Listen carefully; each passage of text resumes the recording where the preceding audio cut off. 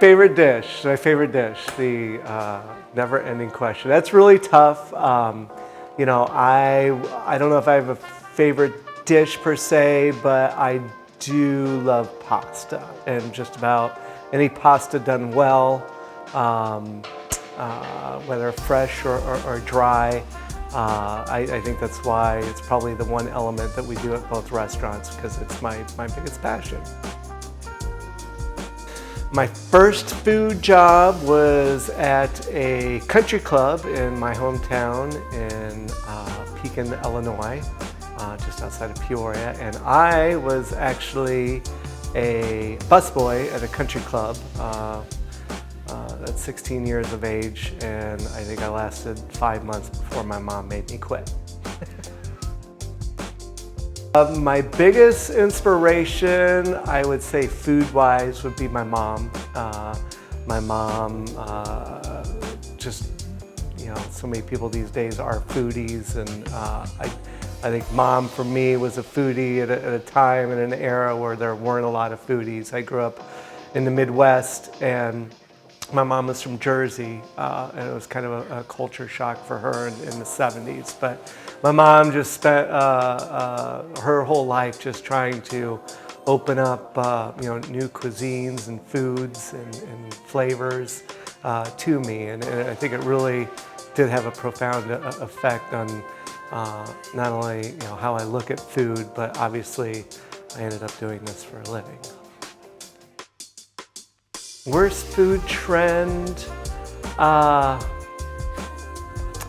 You know, I don't, it's like a lot of things, I think it's a double-edged sword. I really do get scared of food and social media and just the commercialism of food. I mean, I love looking at food porn myself, but you know, it's one of those things to me that, you know, even though in the restaurants we try to present food in an attractive manner, I think a lot of people,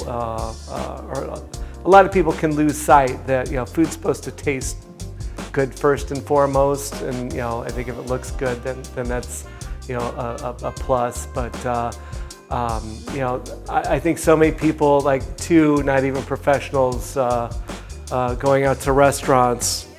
And again, you know, I'll snap a pic of dishes that I eat too, but I think, you know, to me, dining is more of a matter of socializing and being together and breaking bread and enjoying each other's company, and you know, especially with our phones, our evil cell phones, and like I say, the social media craze, we're all trying to post, look where I am, look what I'm eating. I think we're losing sight of the magic that's happening right in front of us.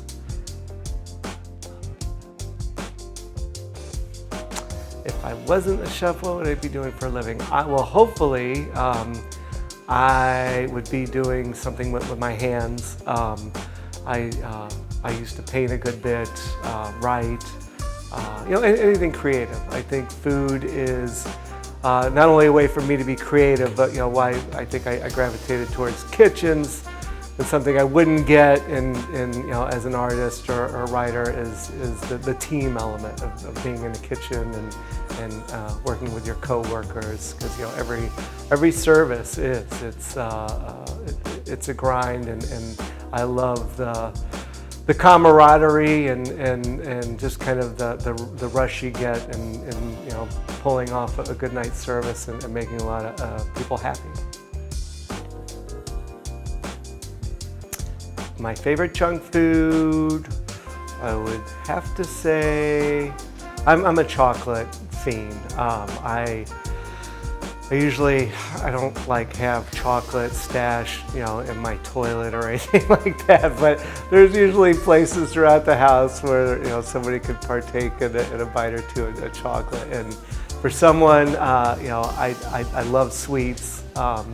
And it's something, my sugar intake, especially when I'm trying not to consume much alcohol, I crave sugar. So anything chocolatey and sugary is definitely my vice.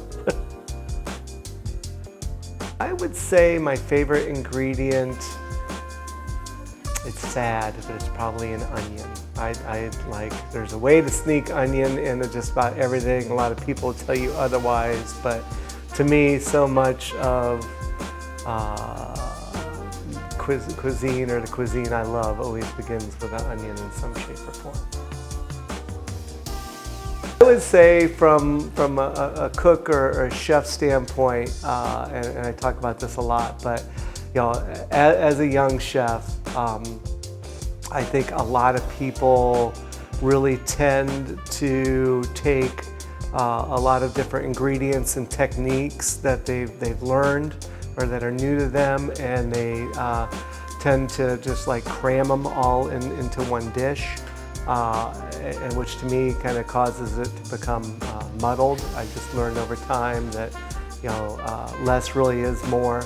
And that even though as you know, you go along in the profession, you continue to learn you know, all these new things, again, which can be an introduction to a new ingredient or a new way to cook something. That the tendency can be for a lot of chefs to just, you know, take those things and, you know, try to overwhelm people with what you know and learned, and like I say, just put it all in one dish, which really can cause it to lose its focus. Dive bar food, I would say, I mean, it's been a while and it's kind of a lost art form, but growing up where I did in the Midwest, a lot of your greasy bars, my family would call it, we go out and eat grease, but I would say like fried onion rings done perfectly is it's magical. Right now in the fridge we have a lot of pickles. We have fermented pickles and quick pickled pickles, but my wife is really been getting into fermentation as of late. We're doing kombucha, whatever, but like I mean, like me to a large extent too, once you know, kind of start doing something, we become a little obsessed, and we really don't have room for anything else in the fridge right now because we have so many damn pickles going.